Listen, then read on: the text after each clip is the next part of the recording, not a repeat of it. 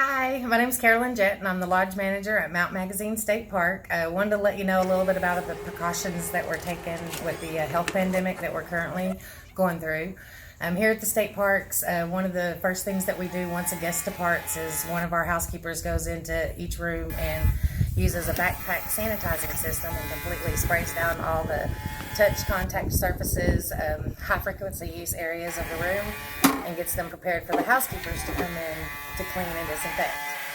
Once they're done doing that, our housekeepers will go into the room. They open up the windows so that it can air, and then they begin to strip the room. When stripping the rooms, we make sure that we don't, shake the linens or anything like that. They're all bagged up and then put into the bin before they go to the laundry to protect from cross-contamination. And then they go back into the room with all the proper disinfectant to clean and sanitize the rooms and make them ready for our guests.